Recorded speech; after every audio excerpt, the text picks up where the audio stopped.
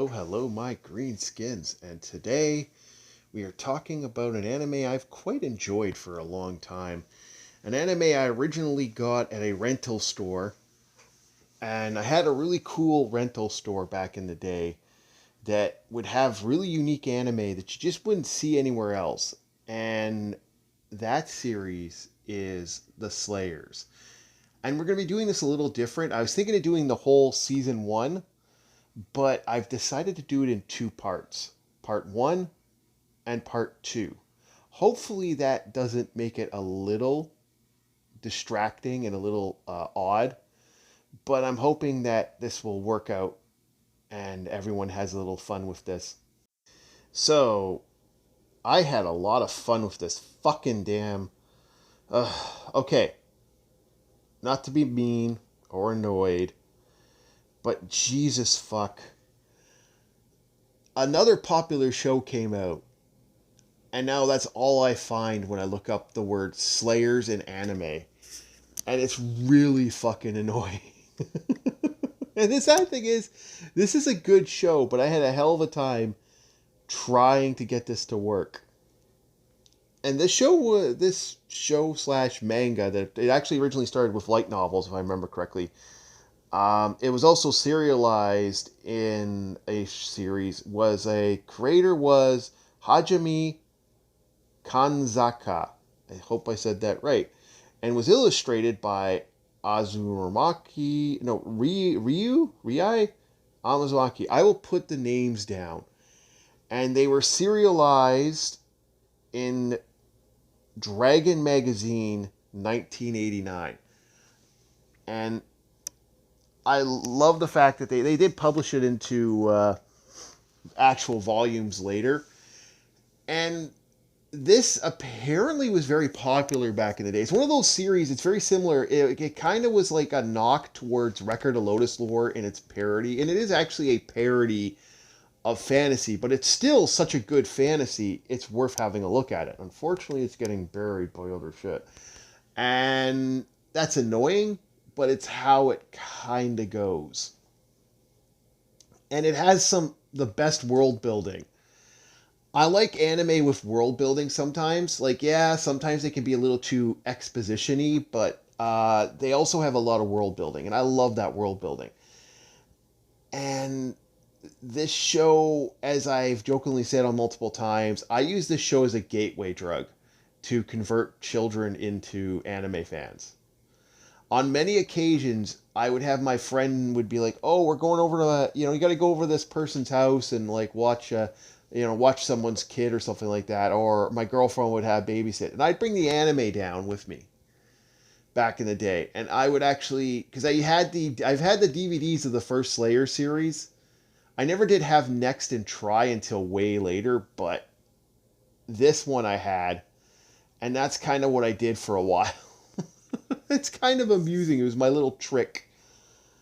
And it was a way to, introduce a lot of kids. And they wanted to watch Slayers. Fuck, I even had the VHSs back in the day. And I even bought the new Funimation box set. Although I will say this, I'm a little sad that ADV's gone. And all we have left is like the three big companies I really don't fucking like as anime distributors for English dubs. Because I do believe that I enjoy dubbing more than subbing. But that's just me. And let's get to the subbing voices next. So, the Slayers TV show's Lena Inverse is Lisa Orbitz. Now, I'm not too sure about the movie, but I do know that Lisa Orbitz, I believe, plays all the way up to Revolution R. So that's the last one. And if they do continue with another rumored series that might be coming out shortly, that'll be surprising because that's a character that she played for over 20 years. Gallery Galbrav is Eric Stewart, and I'm not sure how far he goes with it. I'll know when I get to Revolution R when I start watching that. Zelgadis, our mysterious swordsman, as he like to call himself, is Danielle Crowan. Our big bad, the evil Rezo, the Red Priest, is Charles Rofe, and Shabranigdo is a Roger K. That is our main voice cast. Now, there are side guys like the Mummy Man, and the Mummy Man Zolf is played by Stan Hart, but they're kind of side characters. This is your main cast. And as for voice acting for the English voice cast, not bad. Remember, this came out in the 90s. The 90s anime was either you had good voice acting or voice acting. Voice acting wasn't exactly the best in back in the day, and it's actually nice to see good voice acting on at least some level. All right, the music for Slayers. Great in a lot of ways, really good for the era. Now, that being said, for the era, not okay. This was around the time when anime and a lot of music was being done with the synthetic music that like, you know, a Casio 2 snap sounds being used, that, you know, like it's clear what it is. You didn't have the epic sound that exists now. And modern day anime blows us out of the fucking water. I can't deny that. I mean, full rap ballads that are epic sauce. You know, with like fucking Celtic fucking drums and like Jesus fuck. They go all out. I think if they remade this series, and they kind of did, but we'll get to that if we ever get to that. If they improved upon it, they could really do a good job. But this music is good, and it's iconic in a lot of ways. It does have a lot of simple music, though. But that Dragon Slave, when she casts that spell, aka the Slayer, the reason that they're called the Slayers is because of that spell. It's basically called Dragon Slayer, but, you know, it kind of got changed to Slave over the years. It's a really, really, really good sound. It's like that, and like it's really epic. It's epic fucking sauce, and they did such a good job. Just like the world building. When we get to story, we're going to talk about the world building, and again, this is where I call this the gateway anime, and it really is a gateway in that way. So the story. Now, we'll do the animation last, but the story for this bad boy. Okay. World building is a really good thing for fantasy. And it can invest somebody in fantasy. And Slayers does it probably the best. And again, this is a fucking parody. They do a lot of fucking cheesy jokes. They don't take they do take it. It is a little darker, especially some of the later series. It gets really dark. But again, you know, we won't get into that insanity yet until we get to it. But silliness is like mainstay. Parody is mainstay to the series. And it really is fun. And that's the best way to put this. This has amazing world building. And I'm going to get down to world building and how this actually, in some ways, I believe, affected Dungeons and Dragons. I'm even been told by a friend of mine that this series not only was a part of, like, had parts in the Dragon Magazine manga, it had parts in actually TSR's Dragon Magazine, the actual D&D book set. And yeah, the story is pretty cool. And we'll get to the world building as I go through the story. A lot of it's done through exposition, so I don't deny that this is a little exposition heavy. But it's done good, and with the voice acting from Lisa Orbitz, it's done really good. So, here we go. Our story takes place when a bunch of bandits are celebrating a treasure hoard, and a dragon screams out. as the young sorceress, Lena Inverse, bursts in literally with a fireball, blowing a lot of them away and taking their treasure. And within the treasure, she takes a couple little trinkets with her. As she goes to a village to kind of have a meal and enjoy her day, the rest of the bandits are hunting her. And she's like, yeah, guys, just fuck off. You know, and they're like, "Well, we want you to join." No, no, I don't want to join. Fuck off. I kicked your ass, and I'll kick your ass again. Go away. And then the hero of the hour, and at least his mind, the hero of the hour, a man who is a wandering swordsman, shows up. Galbrav, and he's like, "Hey, you know what? Leave her alone. I'm going to save the beautiful maid." Oh, it's a little kid. I thought I was saving a beautiful maiden. Lena's like, excuse me, like, you know, the back of her mind, she's like, well, I guess I'll let him take me for now. You know, that way the bandits won't bother me. And so they get to a small town. And here's where we get some story building. Lena's kind of talking to her. Talking to him, and they're getting their food and stuff, and this guy shows up. And he's like, excuse me, are you the sorceress Lena Inverse, the bandit killer? And she's like, the dragon spooker? And she's like, wait, I don't get the whole dragon spooker thing. Foreshadowing. And the guy says, the dragon, like the guy who, you know, the guy's like, well, you know, dragon steps clear prayer out of revulsion or something like that. And she gets really mad. And then she tells him, well, we killed your little, like, he wants to help with that bandit problem. The bandit problem she just got rid of. Then it basically breaks down to like, oh, did you kill the dragon too? That's awesome. And unfortunately, she didn't know there was a dragon. And unfortunately, the dragon's now free. Unfortunately, the city's now getting burned down by a dragon. So after some hilarity, Lena helps, wink wink,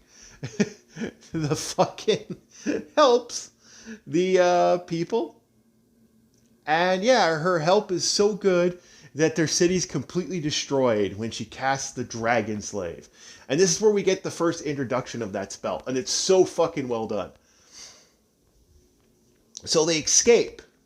And then we build into some more world building with Lena, you know, taking the treasure aside to make more money. She's actually fucking around with the items.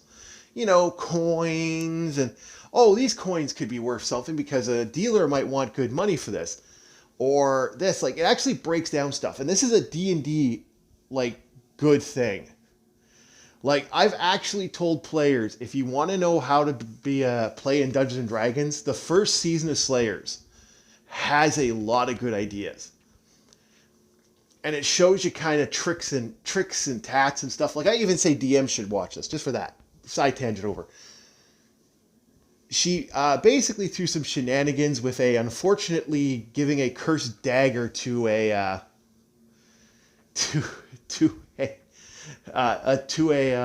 shopkeep that drives him nuts. She finally gets away and gets attacked again by more bandits, thinking that, oh, it must be those dragon fangs. They still want their treasure? What the fuck? You know, unfortunately, she's wrong, as our next character, Zelgadis, appears. I hate that name, by the way, but you know what? Whatever. Zelgadis shows up, and he kind of is like, hey, you know, I want some items. And this is, again, where we get story building. And really, I'm a little mad they didn't build into this. I'm kind of sad about this. They should have built into that she figured this out. Our Lena said, they're like, well, name your price for your items. Okay. I want, for the dagger, I want 60 million or something stupid. It's like, it's some absurd price. And he freaks out. What? Well, for the statue, the item they actually want, I want like double that. And he starts freaking out. And it's so clever. He actually, by allowing that overpriced number pop up, and even asking for an overpriced number, she quickly realizes that they unfortunately, like, they revealed what item they want. They never suggest that that's how she figured it out, but she definitely fucking figured it out right then and there because she puts a protection spell on it. And this goes to some more world building when they get to a point where Lena says, and this is actually kind of funny for women, this might piss off some women, but I have put this in my D&D game a little bit. And what that is the whole not having magic when that time of the month rolls around. She's basically depowered for a bit, which is a good idea because it gives her opportunity to build storyline with the other characters, more world building. And this builds up to them as she gets unfortunately captured by the evil bad guys and gets picked on by the mummy man Zolf for the fact that she got set on fire by her during the bandit raid, because he was there to steal the Ori Helcon statue, and unfortunately he got hit by her fireball.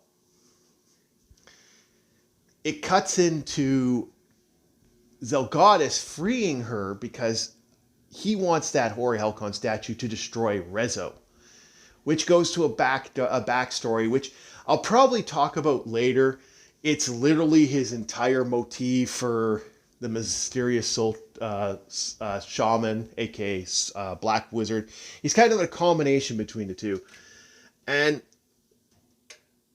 they, unfortunately, thanks to this, Lena is like, well, I guess I have to join with you. And then the truth of Rezo comes clean. Rezo wants this Ori Helcon statue for one reason and one reason only. He wants to get his eyes back. And if the gods can't help him, by goodness, he's going to have the demons help him. So he thinks, and I'm not going to spoil the plot. There's a plot twist, but let's just say Rezo does, unfortunately, get his wish and get his sight back.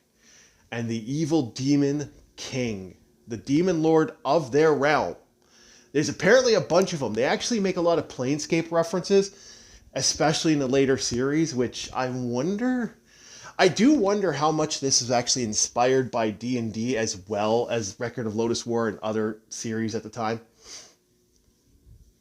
Because they do actually explain this Demon Lord stuff later, but we won't get into it now. So she has to fight a partially resurrected Shabranigdo, the Demon King.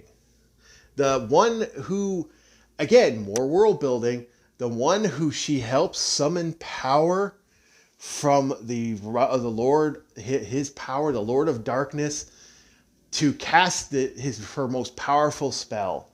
So she's basically forced, they get in a big fight, and then she's forced to use her most powerful Secrets of Secrets and her most powerful spell, which she's been basically not using this entire time because she doesn't want to use it. Although they do explain later why when she finds out. But we'll leave it alone. She defeats the Dark Lord, and we start with season part 2, which we're not going to get into now. But that is part 1 of the Slayers. A great story and really good fucking world building. It's done in a way that it's subtle. Like, exposition dumps can suck. Like it's nothing worse than a bad guy going, well, my power is infinite, blah, blah, blah, blah, blah. I have the infinite power of destruction, blah, blah, blah, blah, blah. And it's like that can get annoying.